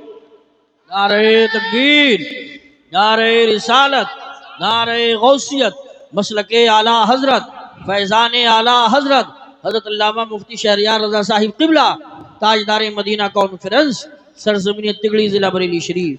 हमारे समाज से नूर आज खत्म हो गया। घमंड ने मुझको जानवर बना दिया, गुरूर ने मुझको कहीं का नहीं छोड़ा। एक तो गुरूर आदमी को अब होता है कि अपने मजहब पे घमंड हो कि अल्लाह ने मुझको मोमिन बनाया है। यहाँ घमंड इस्लाम पे नहीं है, यहाँ तो बुझा बुझा सा है आदमी, शिकायत का शिकार आदमी साहब वो कज फिक्री का शिकार रहता है कि हमें मोमिन बना के टेंशन में आजमाइश में डाल दिया। ये दुनिया के सारे लोग मुझे खाना चाह रहे हैं, ये सारे कुफार मुशरिकीन मुझे मारना चाहते हैं। अब ये इस्लाम को बोझ समझता है कि हम बेकार मुसलमान हुए, बेकार मुस्लिम फैमिली में पैदा हुए, क्योंकि हमारा मुस्तकबिल बड़ा खतरनाक है। हिंदुस्तान के मुशरिक भी मुझे मारना चाहते हैं, अमेरिका के यहूदी भी मुझको मारना चाहते हैं, बरतानिया के ईसाई मुझको मारना चाहते हैं, ये सारे लोग मुझको मारना चाहते हैं। दुनिया में बेशुमार लोग हैं, कोई किसी की बात लेके नहीं फिरता। ये बिकाऊ मीडिया दिन रात मुसलमान इस्लाम ये करता रहता है। चलो कम से कम इतना तो करता रहता है कि इस्लाम का चर्चा तो कर रहा है, इसी बहाने आने वाली नस्लें इस्लाम का मुतारे करने का मजाज तो ले रही है। ये भले ही सोचता मैं इस्लाम को डैमेज कर रहा हूं, इस्लाम को बदनाम कर रहा हूं, लेकिन जब बार बार इस्लाम और मुसलमान मीडिया वाला बोलेगा तो बच्चों के दिमाग में होता जरा मुताला करूं इस्लाम किसे कहते हैं, जरा मैं मुताला करूं इस्लाम के पैगंबर की तालीमात क्या है। ये मीडिया वाला मुस्तफा की इज्जत को धूमिल करने के लिए ये हुजूर का नाम लेता है, मगर अमेरिका यूरोप के लाखों बच्चे जब मीडिया में मुस्तफा दानिर अहमद का नाम सुनते हैं वो हुजूर की सीरत पढ़ने का शौक उनको पैदा होता है। जरा देखें ये मीडिया वाले कहते हैं इन्होंने ऐसा किया, इन्होंने जिहाद किया, जिहाद का कानून दिया, इन्होंने लड़ने झगड़ने का कानून दिया। जरा पढ़े मोहम्मद अरबी को, ये कौन थे, ये कहां पैदा हुए, इसका मैसेज क्या है, इसका सबक क्या है। एक कौम मुस्लिम तू सुन ले, अमेरिका यूरोप का कोई दिन ऐसा नहीं गुजरता जिस दिन वहां का कोई दानिश्वर कलमा पढ़ के मोमिन न होता हो, वहां का वैज्ञानिक कलमा पढ़ के मोमिन न होता हो, वहां का साइंटिस्ट कलमा पढ़ के मोमिन न होता हो। कोई दिन नहीं गुजरता। गिराने दे नेतन्याहू को बम फिलिस्तीन के बच्चों पे। नर्वस कभी मत होना, मुसलमान हमेशा जिंदा रहने के लिए पैदा नहीं हुआ है, मुसलमान तो शहादत के लिए पैदा हुआ है, मुसलमान तो अल्लाह के लिए मरने के लिए पैदा हुआ है। मरना तो सबको है ही, चाहे अपने खेत में मरो, चाहे खलियान में मरो, चाहे हॉस्पिटल में मरो, चाहे बीमार होके मरो, चाहे एक्सीडेंट करके मरो, तो मरना जब है ही तो क्यों एड़ी रगड़ के मरना। आला मौत है वो जो खुदा के नाम पे आ जाए, गर्दन कट जाए। ये खाने पीने वाला नहीं समझ सकता कि शहादत किसे कहते हैं। शहादत। फिलिस्तीन की औरतों से पूछो शहादत किसे कहते हैं, वहां के बच्चों से पूछो शहादत किसे कहते हैं, वहां के मर्दों से पूछो शहादत किसे कहते हैं। वह रो नहीं रहा है कि मैं मुसलमान को मुसलमानियत की सजा मिल रही है, वह रो नहीं रहा है 70 साल से हम पे बम गिर रहे हैं। वहां के लोग रो नहीं रहे हैं कि हमारे ऊपर ये इसराइल और अमेरिका बम गिरा रहा है। वह फख्र करते हैं कि अगर आज नहीं तो कल कोई ना कोई मेरा बच्चा पैदा होगा, उसको सलाहुद्दीन का रोल अदा करेगा। अगर लाखों शहीद हो गए, मगर इसी इंतजार में वहां की खवातीन बैठी है और फिलिस्तीन छोड़कर भाग नहीं रही है। आने वाली नस्लों में कोई सलाहुद्दीन जन्म लेगा, खालिद इब्ने वलीद का गुलाम जन्म लेगा, साद इब्ने वकास का गुलाम जन्म लेगा, हजरत अबू उबैदा बिन जर्राह का गुलाम जन्म लेगा, जो किबले अव्वल को आजाद करवाएगा, फिलिस्तीन को आजादी दिलवाएगा। उस सलाहुद्दीन के इंतजार में 70 साल से बम खा रही है और यह रंग लाएगा। अब वह दिन करीब आ रहा है, इसराइल जलील होगा, यहूदी जलील होगा, नसरानी जलील होगा, इस्लाम जिंदा होगा, पूरी दुनिया में इस्लाम फैलेगा, हर जगह का मजहब मजहब इस्लाम होगा और एक मसलक अहले सुन्नत व जमात। सुभान अल्लाह सुभान अल्लाह सुभान अल्लाह। वह दिन आने वाला है, वो हालात पैदा हो रहे हैं, इसलिए कि जैसे जैसे इल्म बढ़ रहा है, जैसे जैसे लोगों को तजस्सुस बढ़ रहा है, जैसे जैसे रिसर्च का रुझान दुनिया में बढ़ रहा है, वैसे वैसे कलमा पढ़ने वालों की तादाद में इजाफा होता चला जा रहा है। कोई दिन नहीं गुजरता जिस दिन अमेरिका का कोई साइंटिस्ट कलमा ना पढ़े, यूरोप का कोई इंजीनियर कलमा ना पढ़े। एक बहुत तेजी से फैलने वाला मजहब दुनिया में मजहब इस्लाम है। यही हिंदुस्तान की गोदी मीडिया को यह बात अच्छी नहीं लगती है कि ऑस्ट्रेलिया के फला किंग ने कलमा पढ़ा, अमेरिका का फला अरबपति कलमा पढ़ा, यूरोप की फला शहजादी कलमा पढ़ी। ये सारी खबरें जब आती है, ये खबरें चैनलों पर नशर नहीं करता है, ये नशर नहीं करता। हाँ, कोई मुसलमान किसी बुराई मुलविस हो जाए, उसको हाईलाइट करके दिखाता है, ये मुसलमान है, इन्होंने ऐसा कर दिया, ये मुसलमान है, इन्होंने ऐसा कर दिया। यही सारी बातें गोदी मीडिया को बोलने दें। आप इसी ख्याल में जिंदा रहें कि इस्लाम दबने नहीं आया है, इस्लाम कुफ्र दबाने आया है, शिर्क मिटाने आया है, जुल्मत मिटाने आया है। किसी जालिम की तलवार इस्लाम खत्म नहीं कर पाएगी, किसी बादशाह की सल्तनत इस्लाम को मिटा नहीं पाएगी। इस्लाम फैलने आया है, इस्लाम सिकुड़ने नहीं आया है। इस्लाम इतना फैलेगा कि हर कच्चा पक्का घर में इस्लाम फैलेगा, अमेरिका से लेके मलेशिया तक हर घर में इस्लाम फैलेगा, हर अमीर और गरीब के घर में इस्लाम फैलेगा। मुस्तफा सच्चा, मुस्तफा की बात सच्ची। आने वाला वो वक्त आएगा कि हर कच्चा पक्का घर इस्लाम वहां दाखिल हो जाएगा। ला यबका अला ज़हरिल अर्द बैतु मदरी वला फब्र इल्ला अदखलहुल्लाहु कलिमतल इस्लाम। इसलिए ए मोमिन, अपनी नमाज के बारे में सोच, अपने रोजे के बारे में सोच, अपने हज व ज़कात के बारे में सोच, अपने अखलाक आदत व अतवार के बारे में सोच, अपनी गंदी आदतों को दूर कर। मुस्तफा ने जो कुछ कहा है उनकी सुन्नतों पे अमल कर। इस्लाम के बारे में मत सोच ज्यादा। इस्लाम अल्लाह का पसंदीदा मजहब है, मुस्तफा का पसंदीदा मजहब है। इसलिए अल्लाह को कोई दूसरे खुदा से कोई खतरा नहीं है, कोई दूसरा खुदा है ही नहीं जो अल्लाह को खतरा हो। अल्लाह वहदहू ला शरीक है, अल्लाह की शान कोई घटा ही नहीं सकता है। जब अल्लाह रब्बुल इज्जत के मुकाबिल में कोई दूसरा खुदा नहीं है तो कैसे इस्लाम दबेगा, कैसे कुरान मिटेगा, कैसे खुदा का नाम लेने वाला घटेगा। अल्लाह जब बंदों को मारना चाहता है तो वह उसको मारने में 48 दिन नहीं लगते, 48 घंटा नहीं लगता, 48 साल नहीं लगता। जब अल्लाह 50 लाख को मारना चाहता है तो सिर्फ 50 सेकंड का जलजला पूरी आबादी को जमीन में धंसा देता है। सुनामी का तूफान लाखों को समंदर की आगोश में ले लेता है।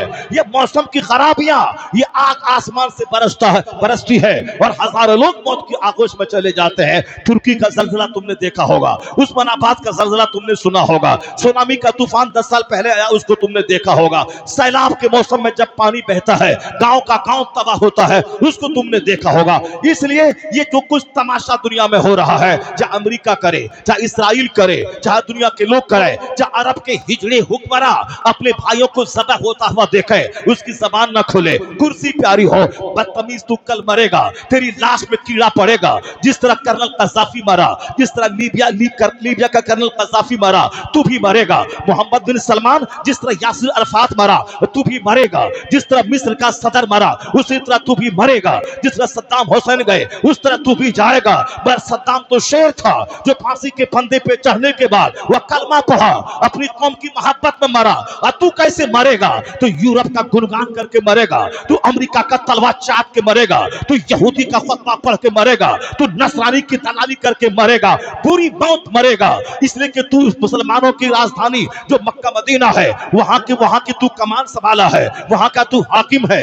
25,000 से ज्यादा लोग शहीद हो गए और तुम्हारे सीने में दर्द नहीं पैदा हुआ, तुम्हारे सीने में एहसास नहीं पैदा हुआ। हिंदुस्तान के मुसलमान जख्मी है, मलेशिया के मुसलमान जख्मी है, अमेरिका का क्रिश्चियन जख्मी है। अमेरिका के क्रिश्चियन सड़कों पे आ गए, कहा जुल्म बंद करो। अमेरिका के दानिश्वर सड़कों पे आ गए, यह जंग बंद करो।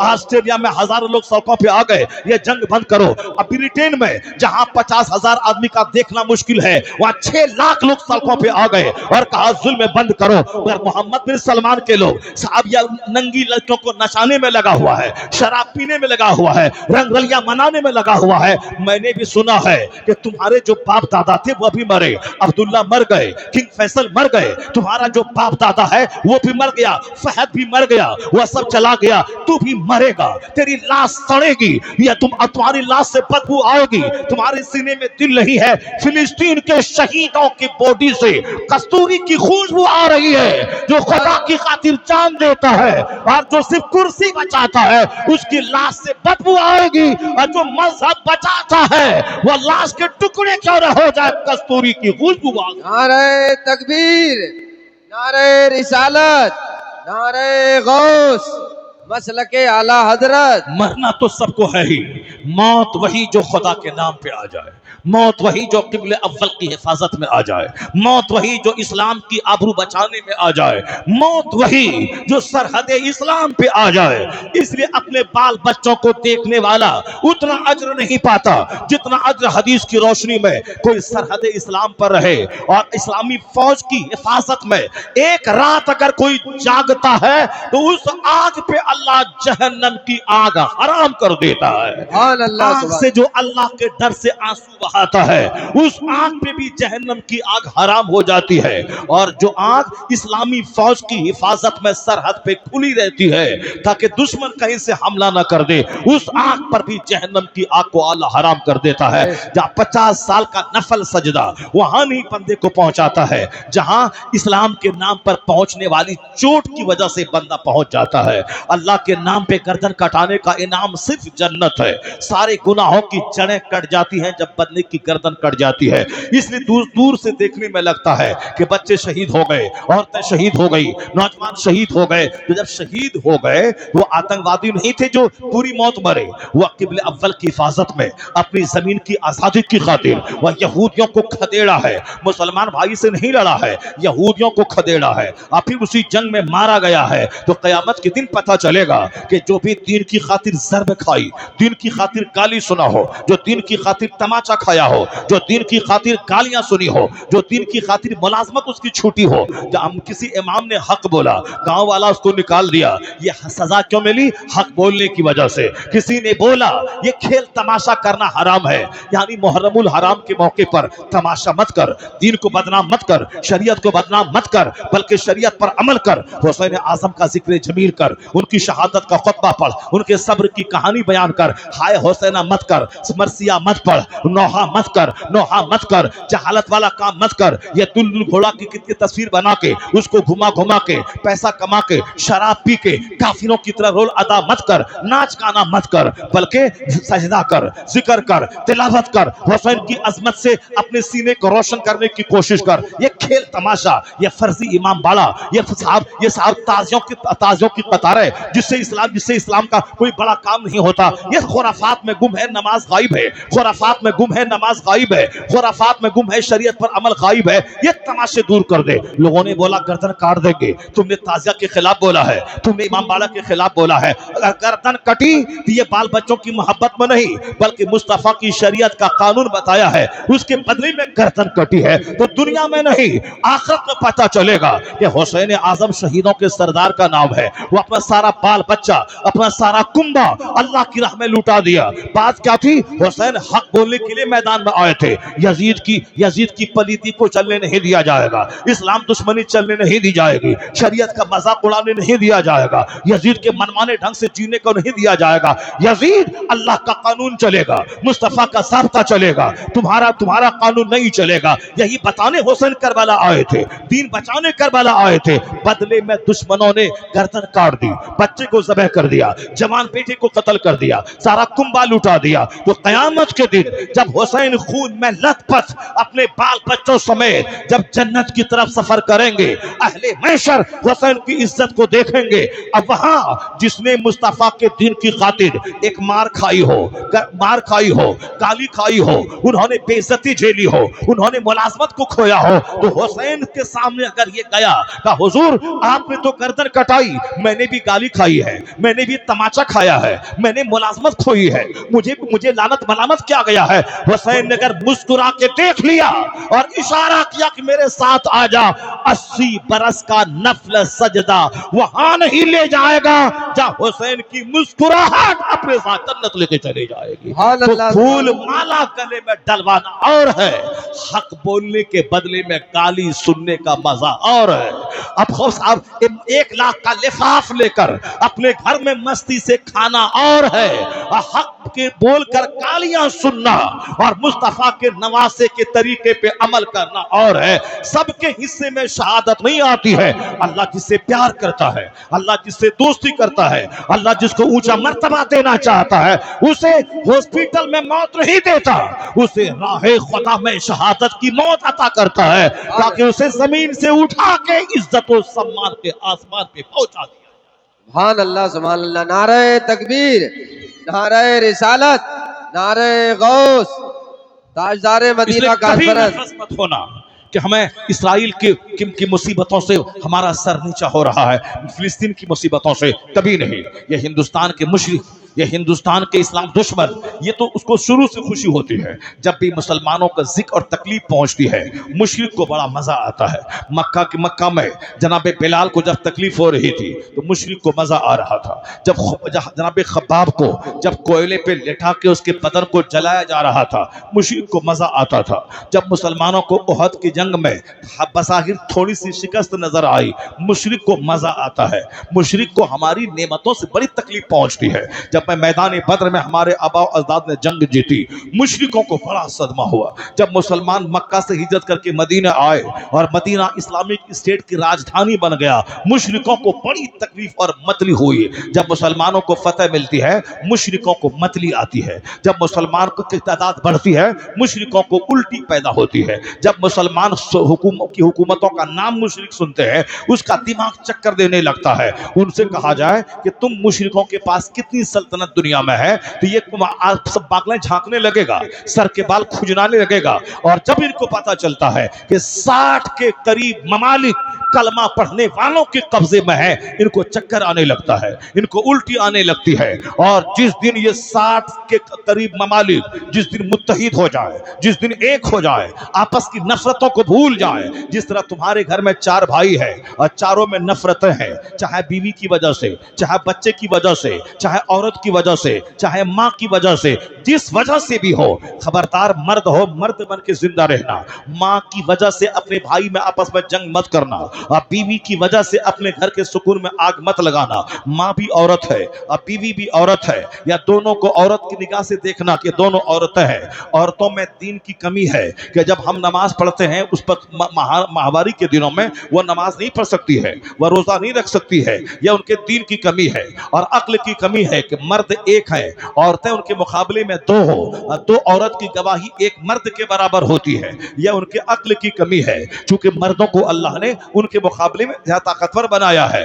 ये बीवी भी तुम्हारी बीवी है, माँ भी तुम्हारी माँ है, तो माँ भी औरत है और ये बीवी भी औरत है। इन दोनों को औरत के हिसाब से देखना, वरना माँ की बात माने तो बीवी को तलाक देना होगा। माँ की बात माने तो अगर माँ सास और बहू की जंग सबको मालूम है कि सास के दिल में बहू का कितना बड़ा कीना होता है और बहू के दिल में सास का कितना बड़ा कीना होता है। औरतें बहू सबसे ज्यादा बड़ी दुश्मन सास को समझती है।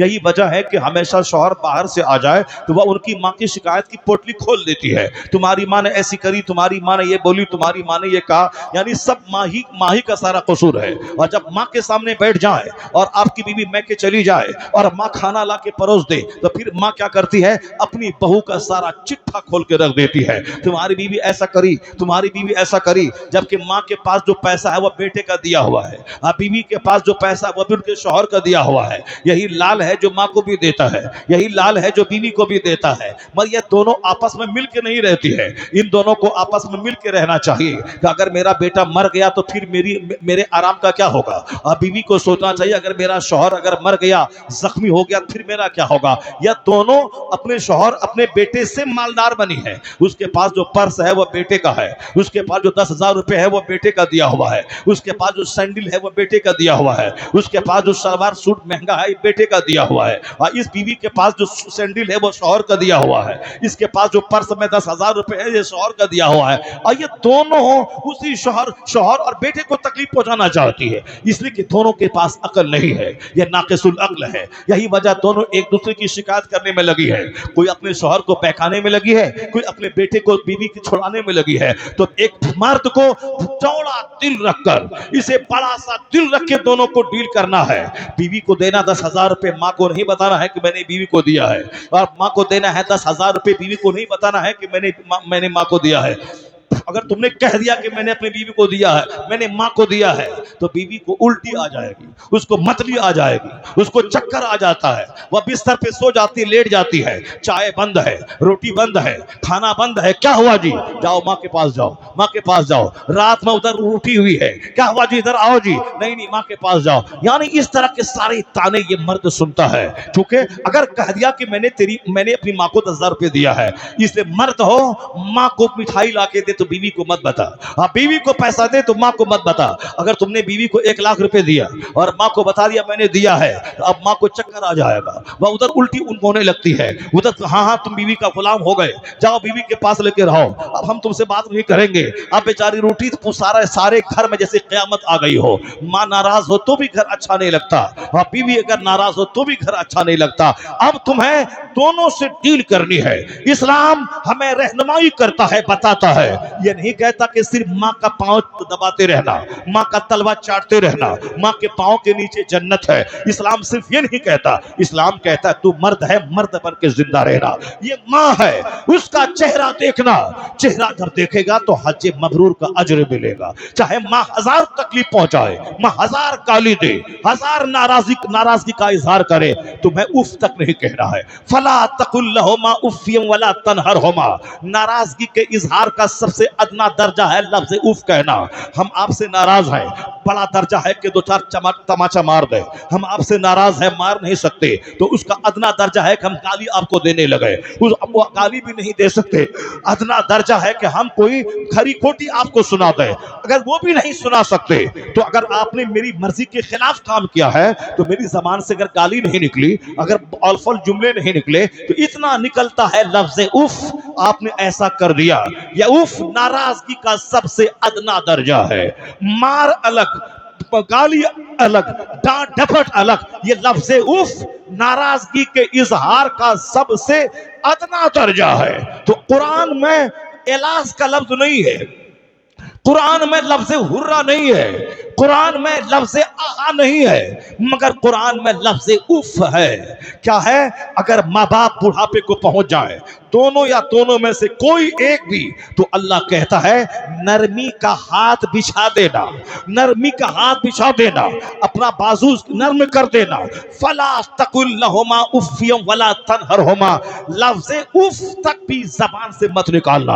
अगरचे माँ का काम तेरी मर्जी के खिलाफ हो, अगरचे माँ का काम तुझको शदीद तकलीफ पहुंचाए, मगर लफ्ज़ उफ तक मत कहना। बीवी को तमाचा मारने का हुक्म है, बीवी को डंडा मारने का हुक्म है, मगर माँ को नहीं। माँ को लफ्ज़ उफ तक मत कहना। ये मत कहना कि अम्मी आप खराब हैं, ये मत बोलना कि अम्मी आपकी वजह से घर में आग लगी है, ये मत बोलना कि आपकी वजह से हम अपनी बीवी से बात तक नहीं कर पा रहे, आपकी वजह से हमारे घर का चैन रुखसत हो गया। खबरदार, ये जुमला माँ के जिगर को छलनी कर देगा। हजार तकलीफ पहुंचाए सब्र करना, खामोशी का ताला जबान पे लगा लेना और लफ्ज़ उफ तक नहीं कहना। और माँ, बूढ़ी माँ को बोझ मत समझना और बूढ़े बाप को बोझ मत समझना। ये बूढ़े माँ बाप हैं जिनकी वजह से अल्लाह तेरी रोजी में इजाफा फरमाता है।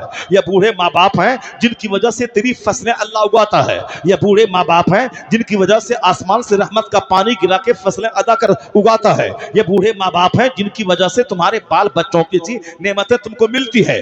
तू नहीं खिला रहा है बूढ़े माँ बाप को, या उनकी वजह से तू खाया जा रहा है, उनकी वजह से तुझे खिलाया जा रहा है। इसलिए कभी बेज़बान जानवर को मत समझना कि मैं बकरी को पाल रहा हूं, मैं गाय को पाल रहा हूं। नहीं, ये बेज़बान जानवर के बारे में हदीस में आया है, अगर ये बेज़बान जानवर ना होते तो अल्लाह आसमान से पानी नहीं गिराता, जमीन से सब्ज़े नहीं उगाता। इन बेज़बान जानवरों की खुराक के लिए आसमान से पानी गिरता है, जिससे घास निकलती है और ये जानवर खाते हैं, और उसी पानी के सदके में तेरी फसल भी पैदा हो जाती है और तू खा लेता है। ये मत बोलना मैं गाय को खिलाता हूं, या बोल के गाय की वजह से मैं खाता हूं। ये मत बोलना कि मैं बकरी को पालता हूं, उस बकरी की वजह से तू पाला जाता है।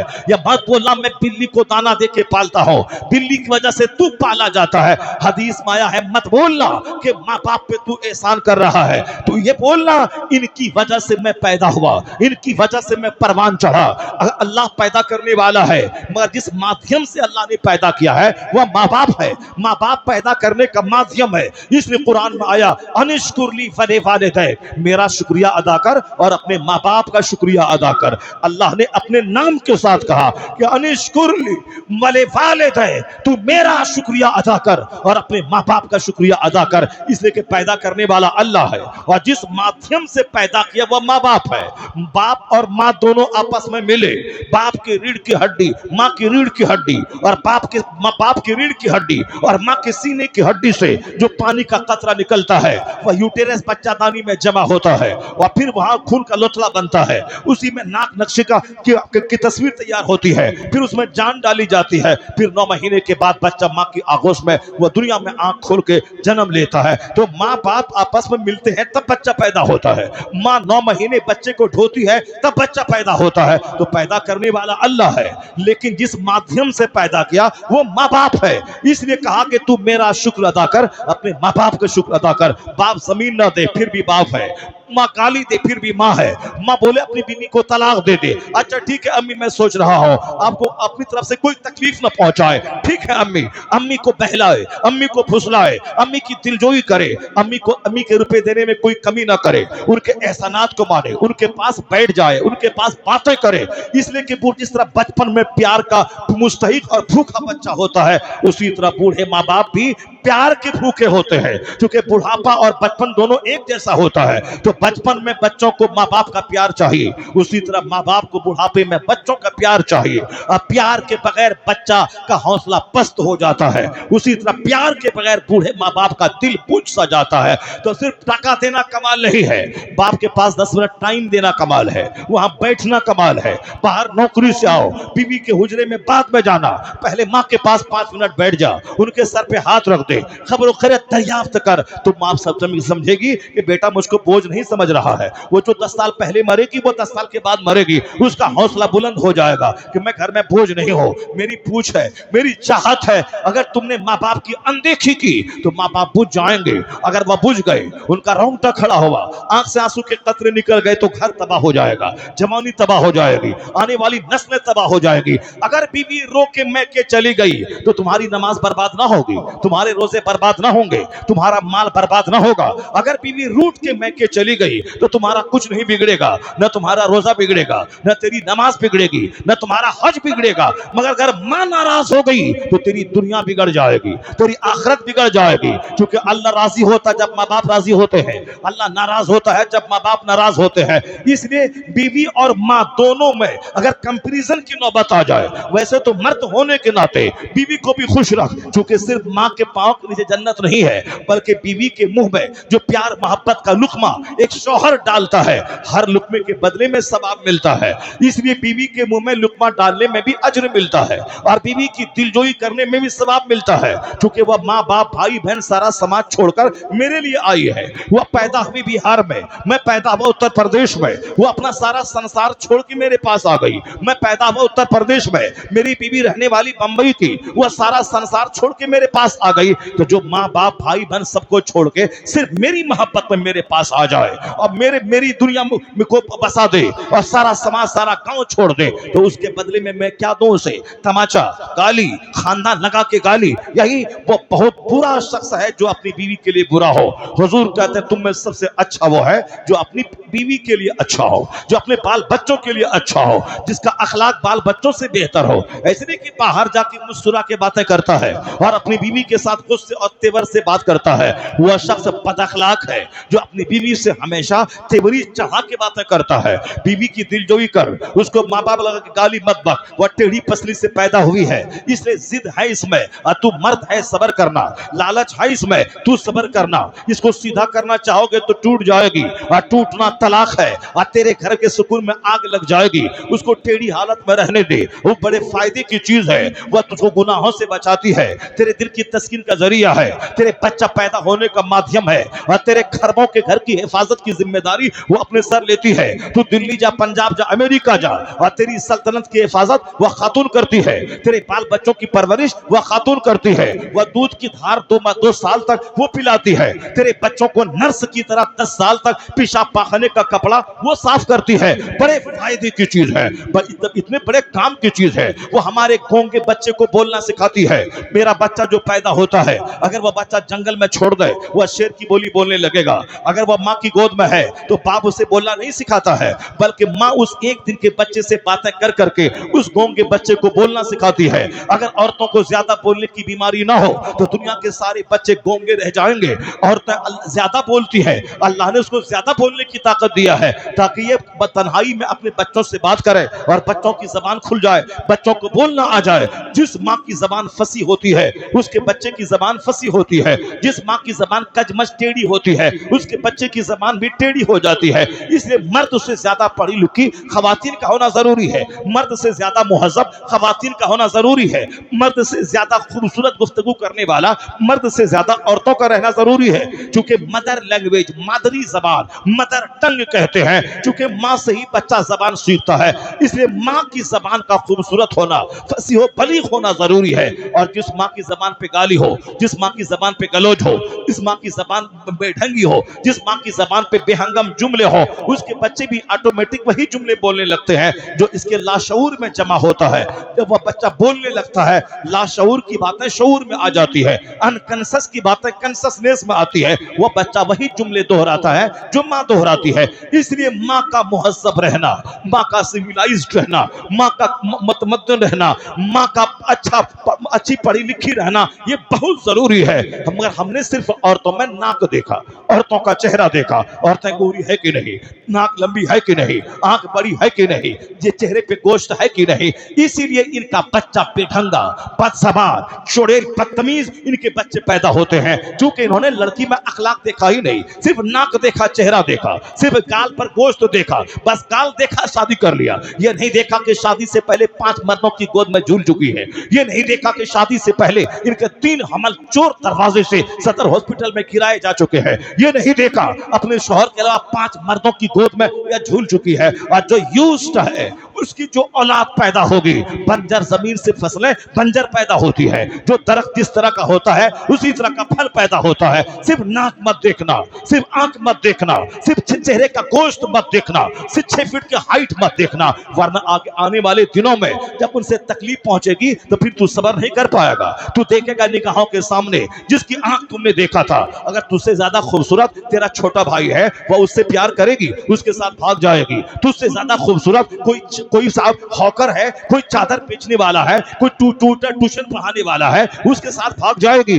आए दिन ये कहानियां हो रही है। स्कूल में पढ़ाने वाली टीचर वह दूसरे टीचर के साथ भाग रही है। समाज में जमींदार की बीवी 2 बच्चे की माँ वह दूसरे किसी चौकीदार के साथ भाग रही है। आए दिन इस तरह की खबरें मिल रही है। 4 बच्चे की माँ भाग गई, 5 बच्चे की माँ भाग गई। एक सैयदानी गुजरात में 4 बच्चे की माँ, जिसके शौहर के पास कार थी, करोड़ों का बंगला था, मगर सामने वाला टेलर मास्टर जो मजदूर था उसके साथ आते जाते कपड़ा सिलाते हुए उसके साथ भाग गई। सारा शहर सदमे में चूर हो गया।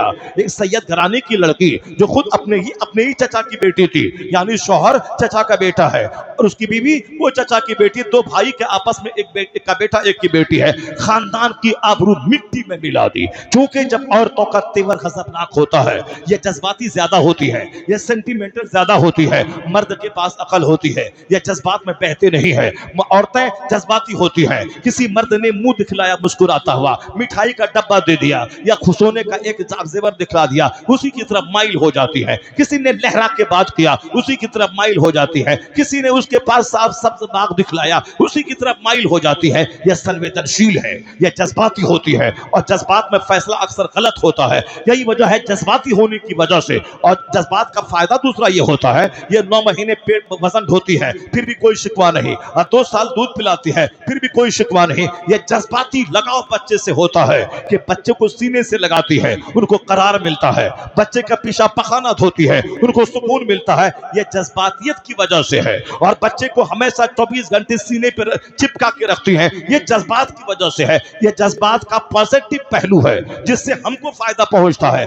जज्बात का निगेटिव पहलू होता है। वो निगेटिव पहलू कि किसी ने मुस्कुरा के बात किया और किसी ने लहरा के फोन से बात किया और किसी ने सब्ज बाग दिखाया, अगर ये उसकी तरफ माइल हो गई तो वहां भी जज्बात का गलत इस्तेमाल होता है। वह जज्बाती हो जाती है। वह नहीं देखता आगे क्या होगा, वह नहीं देखती पीछे क्या होगा, वह नहीं देखती बच्चों का क्या होगा, वह नहीं देखती शौहर का क्या होगा, वह नहीं देखती खानदान का क्या होगा।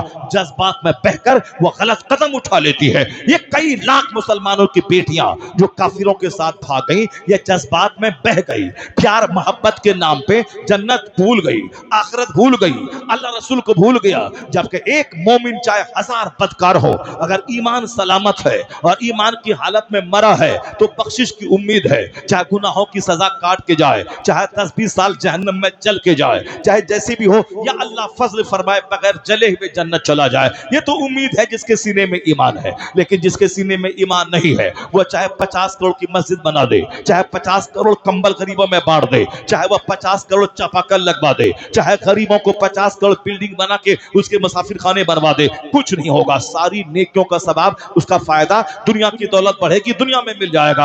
आखिरत में इनाम उसको मिलेगा जिसका ईमान सलामत है। ईमान है तो इनाम मिलेगा। अब बताएं कि मेरी जवान बेटियां जो काफिरों के साथ भाग गई, उसी के मजहब को कबूल कर लिया, आखिर वो आखिरत के बारे में क्या सोची?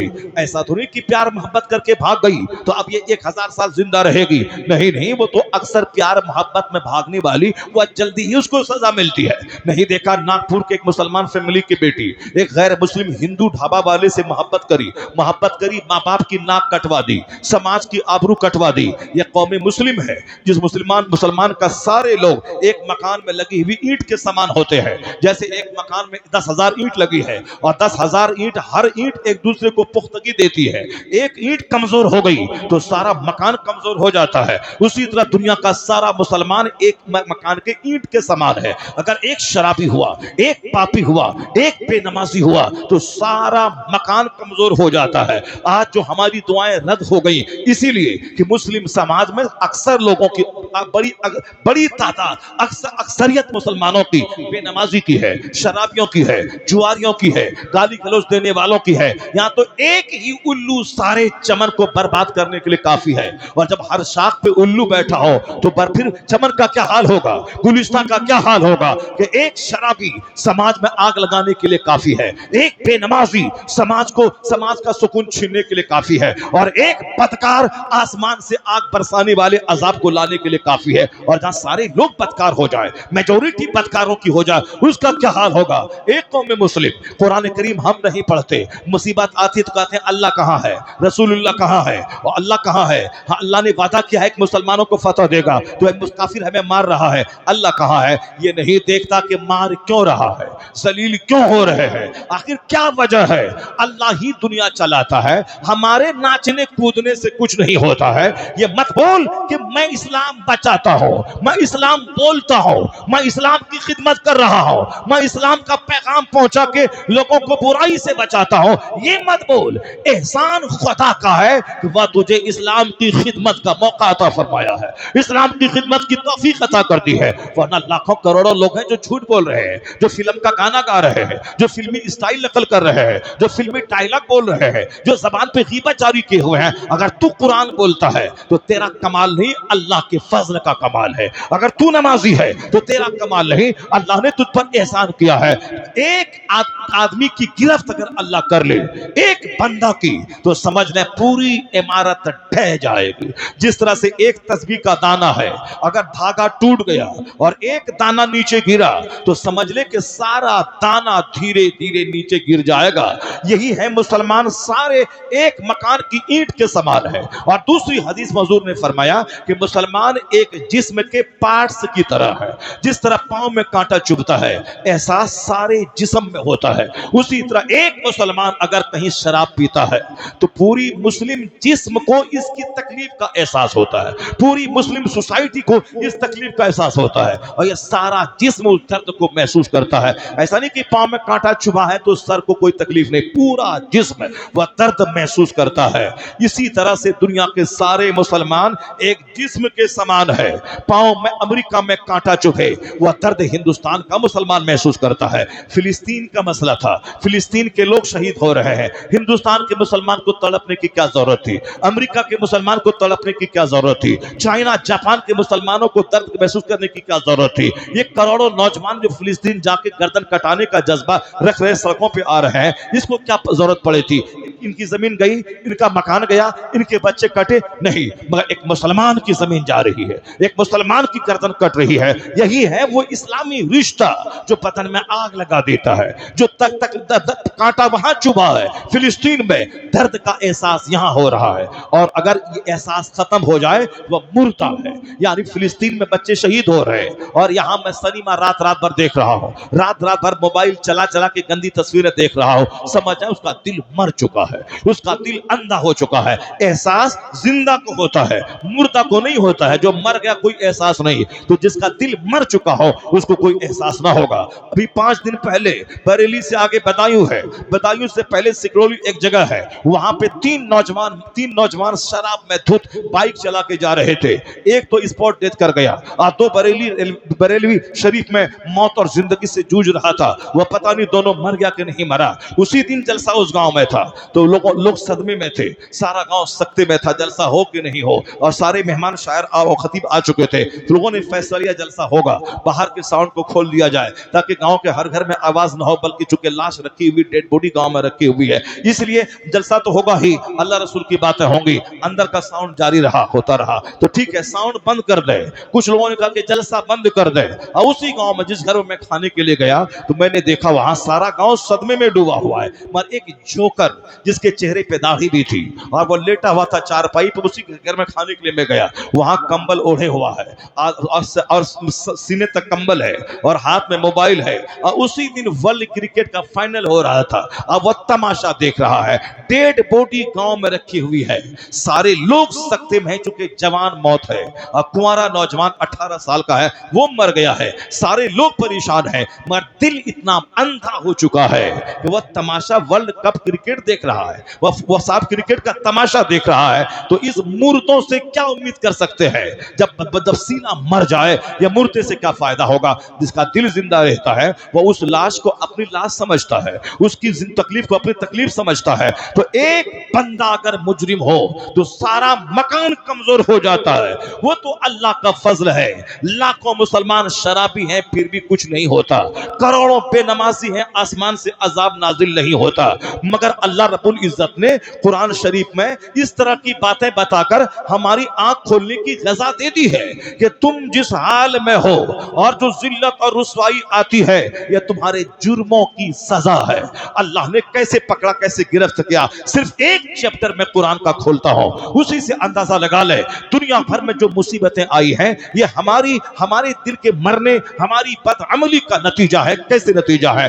अल्लाह ने क्या कहा? फक़सुसिल क़सस, अल्लाह ने कहा कि कहानी सुनाइए इन लोगों को, किस्सा बताइए इन लोगों को, ताकि नसीहत हासिल करें, ताकि ध्यान लगाए, ताकि इनका दिल मुर्दा दिल जगे, ताकि इसके दिल की बंजर जमीन जरखेज हो जाए। जिस तरह खेत मर जाता है उसको दोबारा खेती के लायक बनाने के लिए उसमें पानी डाला जाता है, उसी तरह जब दिल मर जाए तो नेकों के पास रहना चाहिए, हदीस कुरान सुनना चाहिए। जैसे कि मुस्तफा ने फरमाया इन्नल कुलूब तस्दा, दिलों को जंग लग जाता है। तो सहाबा ने पूछा सरकार इस जंग का इलाज क्या होगा? तो हुजूर फरमाते हैं कि कसरत से मौत का जिक्र करना, कुरान पाक की तिलावत करना यह मरे हुए दिल का इलाज है।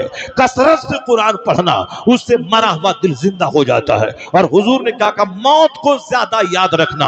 आज मौत को कोई याद ही नहीं रख रहा है। मुस्तफा ने कहा जो रोजाना 20 बार मौत को याद करेगा वो अपने घर में क्यों ना मर जाए, अल्लाह उसे शहादत का मर्तबा अता फरमाएगा। जो रोजाना 20 बार मौत को याद रखे, इतना सिर्फ हर नमाज के बाद दुआ कर ले, अल्लाहुम्मा बारिक ली फिल मौत व फीमा बादल मौत, ए अल्लाह हमारे लिए मौत में बरकत अता फरमा और मौत के बाद जो कुछ होगा उसमें बरकतें अता फरमा, भलाई अता फरमा, अल्लाहुम्मा बारिक ली फिल मौत। सिर्फ इतना 5 बार बोले, पांचों नमाजों के बाद 5-5 बार बोला, 25 बार हो जाएंगे। और हदीस में है जो 20 बार मौत का चर्चा करेगा वो शहादत का मर्तबा पाएगा, अगरचे अपने घर में क्यों ना मर जाए। तो हम लोग कहते हैं कि मौत का चर्चा घर में ना हो, मगर मुस्तफा कहते हैं कि 20 बार मौत को याद किया जाए। कुरान शरीफ में दर्जनों जगहों पे मौत का चर्चा आया है, पर दुनिया की मोहब्बत ने मेरे सीने को अंधा कर दिया। अब जिंदगी का चर्चा अच्छा लगता है, मौत का चर्चा अच्छा नहीं लगता।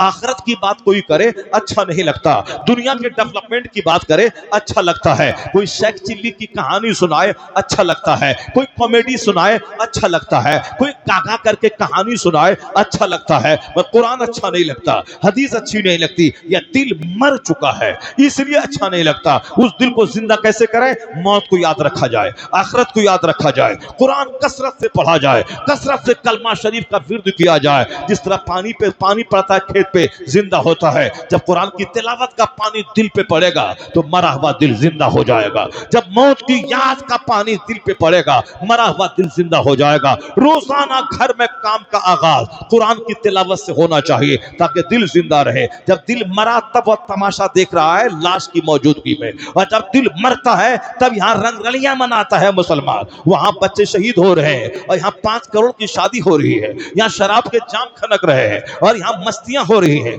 80 साल की औरतें शादी में नाच कूद रही है। शर्म गैरत और हया सबका जनाजा उड़ गया। इस गांव में अगर किसी के घर में लाश आती है सारा गांव सोगवार हो जाता है, सारे लोग परेशान हो जाते हैं और उसके गम में शरीक होना चाहते हैं। कब? जब दिल जिंदा रहता है। और जब दिल मरे लाश रखी हुई है शराब पी जा रही है, लाश रखी हुई है सिनेमा देखा जा रहा है, लाश रखी हुई है हंसा जा रहा है, जबकि लाश की मौजूदगी में हंसना या दिल के अंधा होने की अलामत है। कब्रिस्तान जब जाओ जनाजे की नमाज में हंसना नहीं, खामोश रह के उस मरहूम की मगफरत की दुआ करना है, मिट्टी देना है। मगर आज देख लें गरम गजा खा खा करके, अखबार पढ़ पढ़ करके, सिनेमा देख देख करके इतना दिल मर चुका है कि जनाजे की नमाज में थोड़ी ताखिर हुई वहां लड़ाई शुरू शुरू हो जाती है, कफन दफन में ताखीर हुई, वहां लड़ाई शुरू हो जाती है। कोई सेठ साहब आने वाले हैं या उस मरहूम का बेटा दिल्ली से आने वाला है, उसका तो वेट होता है, इमाम साहब के आने में 2 मिनट देरी हो गई और सारे लोग